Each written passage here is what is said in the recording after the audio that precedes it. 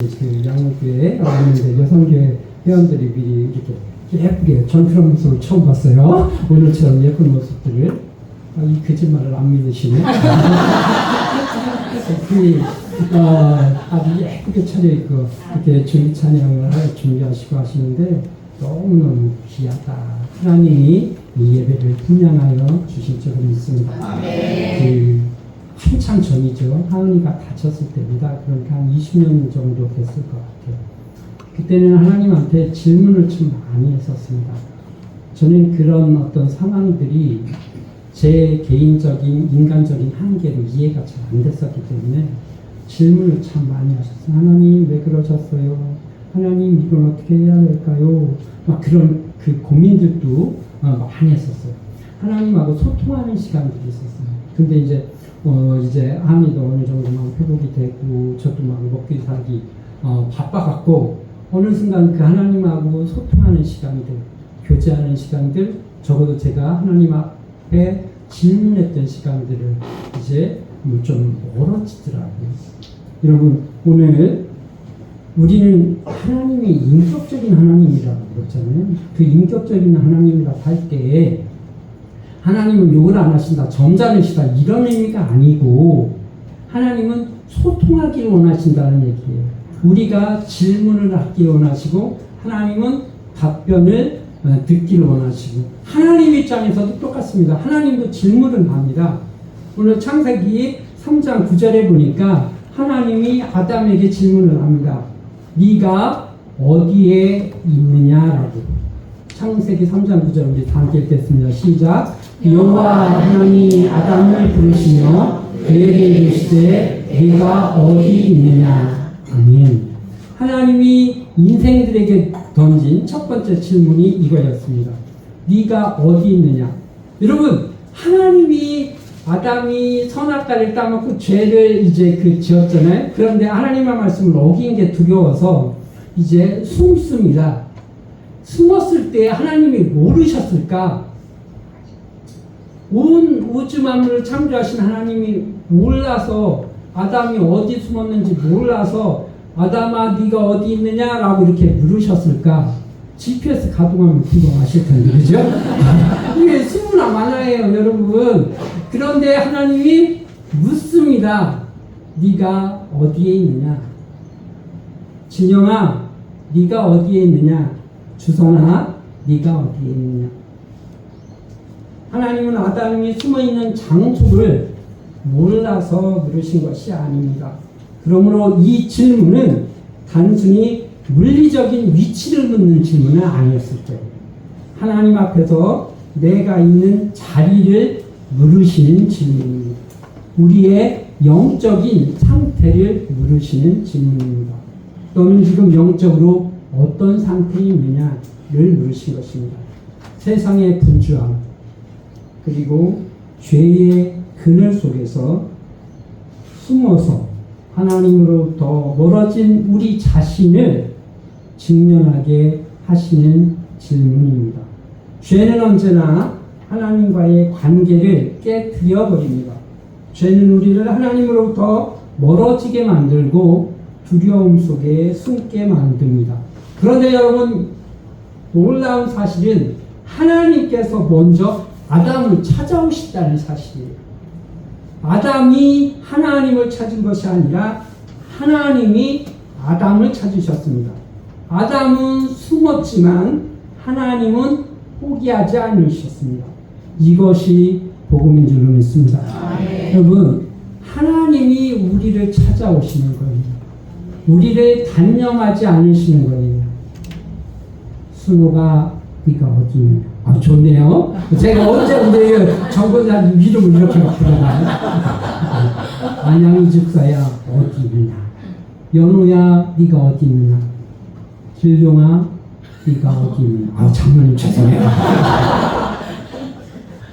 혹시 지금 하나님으로부터 멀어져 있지는 않습니까? 기도가 식어지고 예배가 형식이 되고 신앙의 열정이 사라진 상태는 아니십니까? 그때 하나님은 말씀하십니다. 네가 어디에 있느냐? 만약 하나님께서 아담을 정죄하려고 하셨다면 굳이 찾으실 필요가 없으셨을 겁니다. 어떻게 해요? 드론 띄워서 배락으로 그냥 폭파시켜버리는 그 주변을 그냥 에덴 동산을 파괴시켜버리면 되는 거 아니에요? 그죠? 온 우주 만물을 창조하신 하나님이 아담이 어디 있는지 아셨을 것 같아요. 그리고 만약에 포기하셨을 것 같으면 그냥 버튼 하나만 누르면 되는 거잖아요. 드론 띄워서. 그렇게 하지 않으시고 찾으셔서 부르신다는 사실입니다. 오늘도 여러분 마찬가지입니다. 하나님은 우리를 책망하기 위해 부르시는 것이 아니라 회복시키기 위해서 부르신다는 사실입니다. 우리가 죄 가운데 있을 때, 우리가 낙심 가운데 있을 때, 우리가 상처 가운데 있을 때 하나님은 말씀하십니다. 내게로 돌아오라. 하나님의 질문은 그래서 은혜의 초청입니다. 회개의 자리로 나오라는 부르심입니다. 중요한 것은 하나님의 부르심에 우리가 어떻게 응답하느냐 하는 것입니다. 질문에 응답을 잘해가지고 수지 맞은 장사를 한 사람이 있습니다. 누굴까요? 베드로입니다. 예수님이 물으셨습니다. 너는 나를 누구라고 하느냐? 그랬더니 주는 그리스도시요 살아계신 하나님의 아들이다 라고 고백을 했습니다. 그랬더니 하나님께서 그에게 로또를 허락하셨습니다. 뭐예요? 천국의 열쇠를 주셨다는 것이죠. 음부의 권세가 너를 해하지 못하리라. 여러분 대답을 잘해야 대답을 잘해요.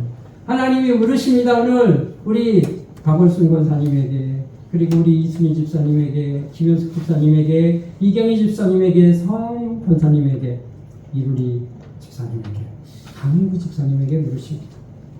그때 대답을 정말로 잘하셔서 정말로 수지 맞는 장사를 하신 귀한 은혜의 백성들이 되시기를 주의 이름으로 축원을 드립니다.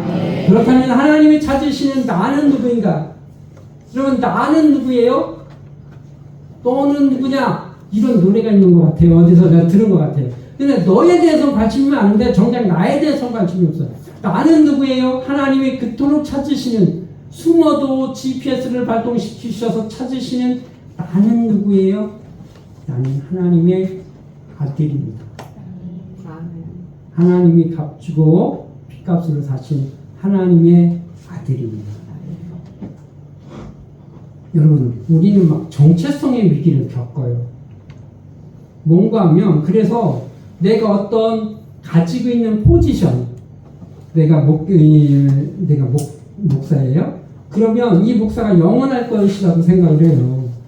여러분 은퇴하면요 목회자 아무것도 아니에요. 여러분 죄송합니다 김 목사님, 아무것도 아닌 거 아니에요. 지금 나와요 최고의 실수입니다.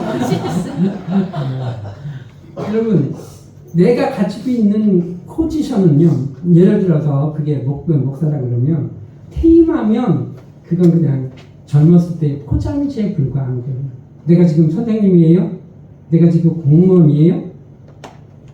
그건요 나를 그냥 둘러싸고 있는 잠시 잠깐의 포장지예요. 진정한 나가 아니에요. 퇴임하면, 선생님을 퇴임하면, 목회자를 퇴임하면 더 이상 내가 아니에요? 더 이상 김주성이 아니에요? 더 이상 이준영이 아니에요? 아니에요. 내용물은 그대로 나옵니다. 근데 우리는 포장지에 너무 연연해서 비교하고 절망하고 낙담하고, 아니에요 여러분. 근원을 mon고하면 하나님의 형상이에요. 하나님의 아들인 줄로 믿습니다. 하나님의 DNA가 그대로 들어와 있는 하나님의 아들이라는 사실이에요. 여러분 자녀들 보면 신기하지 않아요? 내가 가지고 있는 그 어떤 성격들, 캐릭터들을 그대로 답습한다는 사실이에요. 놀라울 정도로. 그것도 안 좋은 것들 갖고 있더라고요. 근데 하나님은 아니에요. 하나님은 오늘 우리에게 좋은 DNA를 주셨어요. 그것이 하나님의 아들이라는 DNA입니다. 여러분 하나님이 자기 형상 곧 하나님의 형상대로 사람을 창조하시되 그랬습니다. 여러분 우리는 우연히 존재하는 사람이 아닙니다. 하나님의 작품입니다. 하나님의 형상입니다. 하나님께서 사랑하시는 존재입니다. 이 사실을 알면 인생이 여러분 달라집니다. 여러분. 제가 좋아하는 저희 지도 교수님이 그 북에도 많이 다니시고 하시고 이렇게 많이 공부도 하시는 분이신데 그분이 그러더라고요. 저한테는 객관적으로 인생은 못 같아요. 여기서 무슨 상상하기 나름입니다. 여러분 그런데 예수님을 만나면 달라진대요. 아멘. 여러분 인생은요 쉬운 게 아니에요. 여러분 살아보니까 쉬운 게 아니더라고요. 인생은 쉬워요. 중학교 2학년 아이들의 답변입니다. 지금 거무 정도의 수준에서 인생이 뭐 어렵대. 목사님 이상한 얘기. 인생이 얼마나 즐거운데. 여러분 인생은요 어려워요. 쉽지 않아요. 그런데요 그 속에서 예수님을 만나면 달라질 수 있습니다. 내가 누구인지 확인하면 달라질 수 있어요. 누가복음 15장에 탕자가 나오죠. 아버지 저에게 남아있는 유산을 다 주세요. 그래갖고 상속분 다 받아가지고 외국에 나가서 다 탕진하고 돌아와요. 돌아오지도 못하죠. 그죠? 그 속에서 이제 돼지 주염 열매를 돼지우리에서 주염 열매도 못 얻어먹는 그런 처지가 돼요. 친구도 잃어버렸습니다. 돈 있을 땐 옆에 다 따라붙어요. 근데 돈이 떨어지니까 친구도 다 떨어졌습니다. 재산도 떨어졌어요. 상분해버렸어요. 그래서 뭐라고 고백하는가 하면 지금부터는 아버지의 아들이라 일컬음을 감당하지 못하겠나이다. 나를 품꾼의 하나로 보소서 그랬습니다.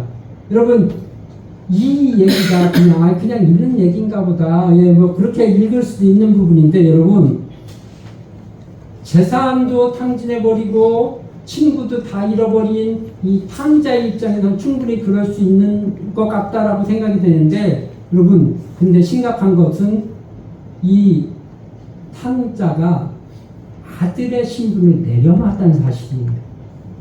지금부터는 아버지의 아들이라 일컬음을 감당하지 못하겠나이다. 나는 더 이상 아버지의 아들이 아닌 것 같아요. 면목이 없어서 그랬을 수도 있다. 백부양배해서 그럴 수 있지만 여러분 심각한 것은 재산을 탕진한 것보다 친구를 잃어버린 것보다 더 심각한 것은 그가 자인식이 자기의 정체성이 나는 더 이상 아들이 아니다라고 인식을 했다는 사실이에요. 나는 그냥 품꾼이다. 나는 그냥 일꾼이다. 이렇게 자기를 낮췄다는 사실입니다. 하나님이 그걸 원하지 않았다는 얘기예요. 아버지는 말합니다. 이 내 아들은 아들이라고 얘기해요. 아버지의 입장은 다른 거예요. 죽었다가 다시 살아났으며 내가 잃었다가 다시 얻었노라 하니 그들이 즐거워하더라. 아버지의 생각은 달랐어요. 아버지는 그가 재산을 잃어도 그가 친구를 잃었어도 무엇을 가지고 있었어요? 그는 여전히 나의 아들이라고 그렇게 믿고 어떻게 해요? 매일 이제 일어나자마자 나가서 아들이 돌아오기를 기다리는 것이죠. 회복은 정체성을 회복하는 데서 시작이 됩니다. 여러분 혹 내가 마음 가운데 낙심 가운데 있어서 잃어버린 것들이 있을 수 있어요. 그러나 여러분들이 잊지 말아야 할 것, 잃어버리지 말아야 할 것은 여러분들은 하나님의 DNA를 이식받은 하나님의 형상인 하나님의 아들이라는 사실을 꼭 이 시간 각인하시는 여러분들이 되시기를 주의 이름으로 축원을 드립니다. 예수님께서 공생애를 시작하시기 전 하늘에서 음성이 들립니다. 이는 내 사랑하는 아들이요 내 기뻐하는 자라. 여러분 주목해야 할 것은 예수님께서 공생애를 시작하기 전이에요. 아직 사역을 시작하지 않으셨습니다. 그런데 하나님은 이미 내 사랑하는 아들이라고 인쳐주신다는 사실이에요. 이것이 은혜입니다. 우리는요 어떤 우리의 성취 때문에 우리가 열심히 봉사를 하기 때문에 하나님께서 우리에게 상을 주신다고 생각해요. 아닙니다. 우리의 성취 때문이 아니고 우리가 하나님의 아들이기 때문에 사랑받는 존재이기 때문에 은혜를 베풀어 주신다는 사실을 여러분 꼭 기억하시는 오늘 이 시간 되시기를 주의 이름으로 축원을 드립니다. 여러분, 우리의 성취 때문에 사랑받는 거 아닙니다. 여러분, 우리가 하면 얼마나 하겠어요. 여러분, 봉사를 하면 봉사하는 거 좋습니다. 여러분, 봉사하지 말라는 얘기 아니에요. 봉사도 열심히 하는 겁니다. 그런데 그 봉사의 성취도 때문에 우리가 등급을 잘 받아가지고 하나님이 인정해 주시는 게 아니라 우리의 신분이 원래 하나님의 아들이었기 때문에 그렇게 대접해 준다는 사실입니다. 두 번째 하나님의 질문, 네가 어찌하여 여기 있느냐. 열왕기상 우리 19장 우리 13절을 함께 보겠습니다. 열왕기상 19장 13절의 말씀입니다.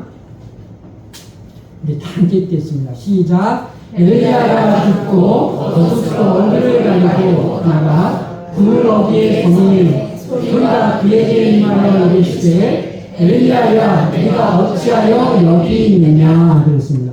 엘리야야 네가 어찌하여 여기 있느냐? What are you doing now? 너 지금 뭐하고 있어 여기서? 지금 엘리야가 어디에 있냐면요, 동굴에 있어요. 동굴에. 어떤 동굴인가 하면 엘리야가 여러분 누구예요?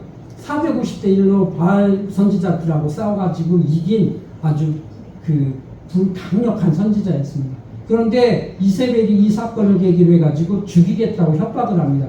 그러니까 도망을 가요. 도망을 가서 노뎀나무에서 들어누워서 하나님, 저 할 일 다 한 것 같은데요, 이제 죽어도 여한이 없습니다 라고 하고 동굴 속으로 들어갑니다.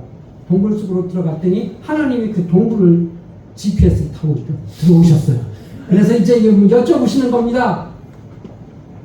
엘리야야 지금도 여기서 뭐하고 있니? 아이고 하나님, 저 노뎀나무에서 얘기했는데요, 죽여주세요. 저 할 일 다 한 것 같거든요. 제가 450대 1로 싸워서 하는 거 보시지 않았습니까? 그때 하나님이 이렇게 얘기하십니다. 그 동굴에서 이제 나오라고 하는 거죠. 저희 딸이 종종 그래요. 아빠 나 동굴로 가고 싶어 그래요. 그래서 제가 그때마다 그래요. 갔다가 언제 올 건데. 여러분, 하나님은요, 엘리야가 피해서 도망간 그 동굴까지 찾아가셔서 그 동굴에서 이제 말씀하십니다. 낙심과 두려움에 떨고 있는 엘리야에게 하나님께서 찾아오셨습니다. 그리고 이렇게 물으십니다. 네가 어찌하여 여기 있느냐. 여기서 무엇 하느냐 하는 것이죠. 하나님께서 엘리야에게 어디 있는지 몰라서 물으시는 것이 아닙니다. 엘리야 스스로 자신의 영적 주수를 돌아보게 하시기 위해서 물으시는 것입니다. 네가 있어야 할 자리는 이 어두운 동굴 속이 아니라 그곳이 아니다라는 것이죠. 사명의 자리요 은혜의 자리로 다시 나오라는 초청입니다. 너는 더 이상 혼자가 아니야. 지금 엘리야는 나 혼자라고만 생각하는 거잖아. 아무도 나를 안 도와줘. 내가 그렇게 열심히 주의 일을 했는데 목사님이 나를 인정을 안 해주는 것 같아. 여러분, 목사님은 못 볼 수도 있어요. 그리고 까먹을 수도 있어요. 그러나 여러분, 하나님은 보고 계시다는 사실을 기억하시기 주의 이름으로 축원을 드립니다. 내가 피아노를 일찍 와서 반주하는 거, 저는 우리 정지균 집사님 그렇게 좋아요. 저는요, 그 먼 곳에서 예배의 자리로 나오는 게 그렇게 귀해 보여요. 제가 올 때마다 이렇게 택시를 타고 오시거든요. 저 택시비 얼마나 나올까? 네, 그런 생각을 하면서 참 귀하다. 누가 시켜서 목사님이 밥을 하고 해서 저는 하나님의 부르심에 응답하는 자세라고 생각해요. 사명의 자리, 은혜의 자리로 다시 나오라는 초청입니다. 네가 있어야 할 자리는 동굴이 아니야. 그리고 너 혼자가 아니야. 저 혼자 열심히 교회 청소했는데 목사님이 못 알아보는 것 같고 다른 사람들 인정을 안 해주는 것 같고 누구만 더 김집사만 더 있게 해주는 것 같고. 제가 목회할 때요, 제가 왜 목회자는요 그런 게 있더라고요. 열심히 해주는 분들을 더 이렇게 좀 한 번씩 더 챙겨봐 주게 되잖아요. 그런데 다른 집사님하고 잠깐 이야기할 기회가 있었는데 목사님은요 전집사 안 좋아하잖아요. 그래요. 순간 당황했어요. 내 마음 들킨 것 같아가지고. 마음 가운데 그런 게 있더라. 근데 그럴 수 있어요. 사람인지라. 그런데 여러분들이 귀하게 섬기는 거 하나님은 보셔요. 그리고 혼자가 아니에요. 엘리야에게 사명을 줍니다. 야, 내가 너 앞으로 여기서 죽길 원하는 게 아니야. 네가 해야 할 일이 있어. 가가지고 누구누구에게 기름 붓고 내가 바알에게 무릎 꿇지 아니함 7,000명을 너에게 줬으니까 네 사역은 여기서 끝난 게 아니야. 누구를 세워야 돼요? 그 다음에 엘리사를 세워야 되잖아요. 그 일이 있어요. 여러분, 너는 혼자가 아니야. 너에게는 바알에게 무릎 꿇지 않는 7,000명의 은혜가 있단다. 여러분, 오늘 혹시 신앙생활 하시다 보면 그런 사람들이 있는 집단이다 보니까요.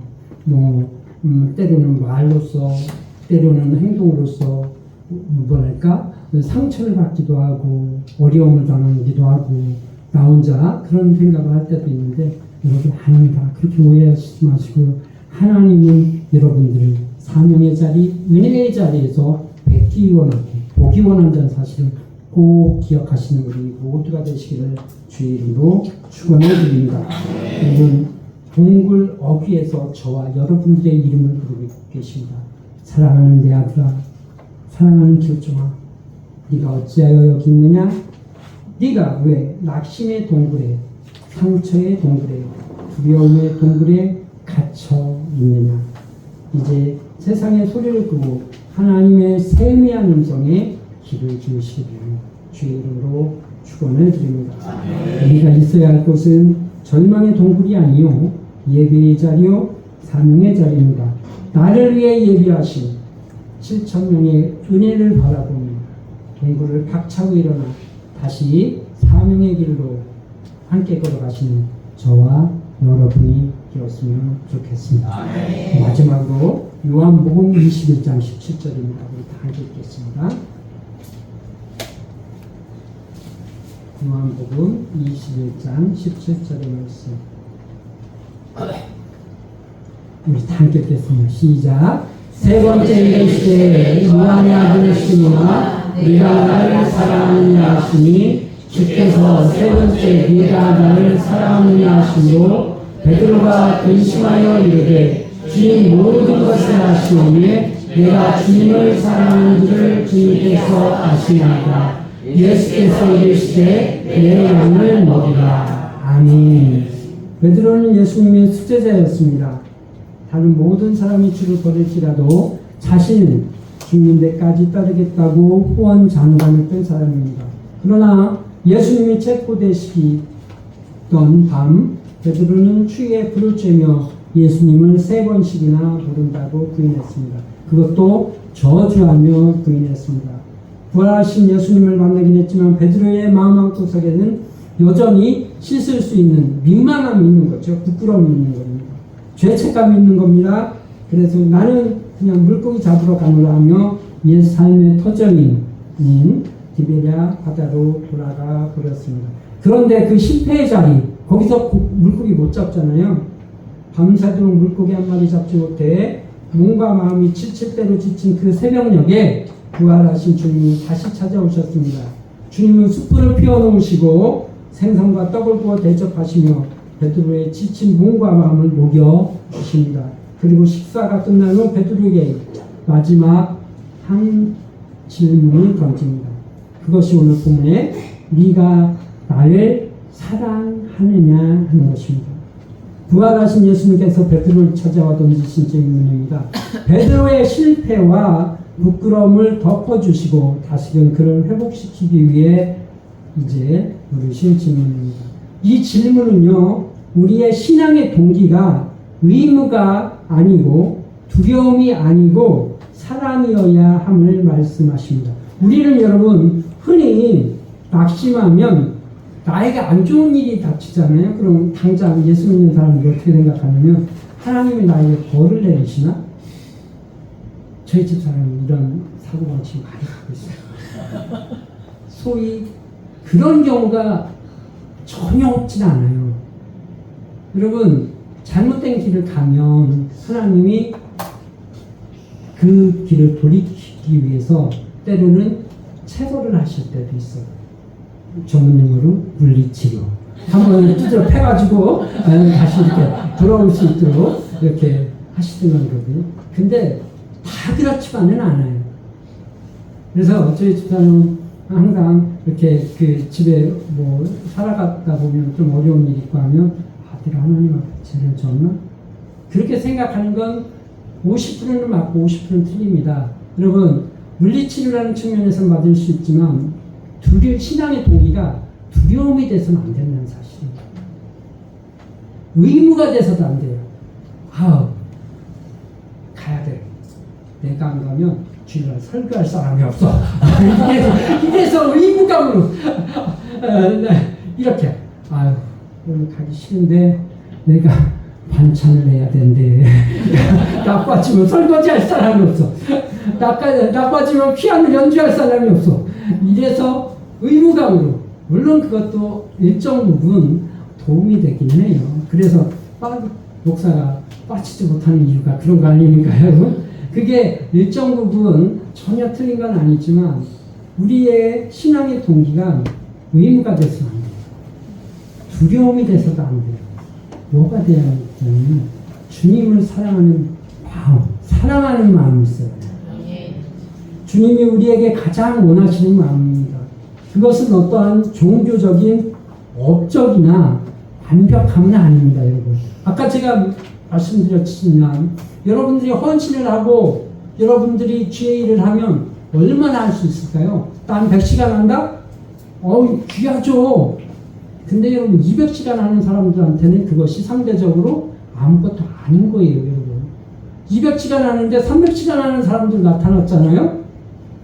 그러면 그것은 또한 아무것도 아니에요. 제가 겉줄을 하거든요. 겉줄을 일주일에 7만 보를 하면 750원인가 줘요.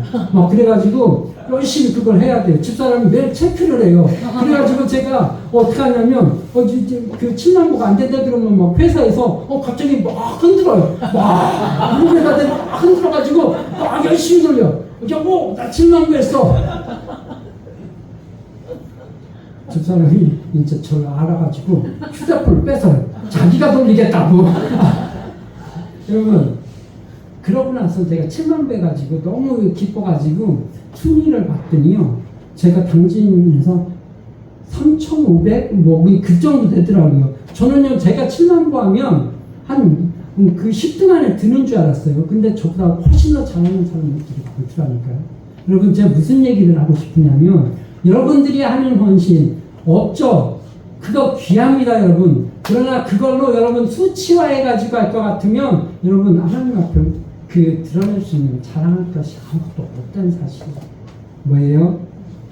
주님을 향한 사랑하는 마음이 더 귀하다는 것입니다. 여러분, 이걸 막 총칼로 하는 집단이 있어요. 이슬람교가 제가 보기엔 그런 집단이에요. 하루에 5번씩 메카를 향해서 기도를 해야 돼. 그렇지 않으면 너희들 3일간 감금할 거야. 총칼 막 들이대죠. 그러면 여러분 그럴싸해 보이잖아요. 여러분 저 사람들 대단해 보이잖아요. 그런데 실제로 그들의 마음이 그럴까? 저는 아닐 거라고 봅니다. 기독교의 사랑은 어떤 거예요? 탕자가 나갈 걸 다 알아요. 아빠는 내가 여기서 감금해도 얘가 나갈 걸 안다니까요. 그래도 내일 보내는 겁니다. 돈을 줘서. 그리고 어떻게 해요? 매일 문을 열고 대문을 열고 혹시 아들이 돌아오지 않을까 기다리는 마음. 주님은 우리의 연약함을 미리 아십니다. 주님은 베드로가 본심으로 주님을 미워해서 배신한 것이 아니라 두려움 때문에 부러진 것을 아셨습니다. 그래서 배신의 행위를 추궁하는 대신 그의 중심에 있는 사랑을 확인하고 싶으셨던 것입니다. 믿음의 본질은 행위가 아니라 사랑이기 때문에 그렇습니다. 사랑이 있다면 사명도 감당할 수 있고 사랑이 있다면 다시 시작할 수 있습니다. 베드로를 다시 쓰시기 위해 확인하셨던 것이 무엇입니까? 신학 공부를 마쳤니? 너 대학원 나왔어? 제자훈련 마쳤어?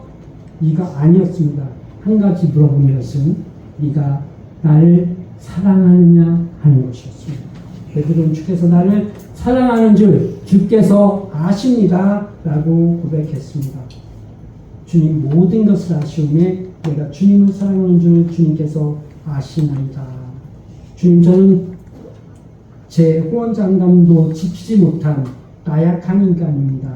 제 사랑은 이토록 부족하고 허물이 많습니다. 그러나 내 안에 주님을 향한 이 사랑하는 마음은 주님이 알아주셨으면 좋겠습니다. 주님, 저를 긍휼히 여겨주세요. 그랬더니 내 양을 먹이라 하고 말씀하십니다. 여러분, 오늘 우리가 헌신 예배를 주님 앞에 드리는데 주님의 일은 능력이나 지식으로 하는 것이 아닙니다.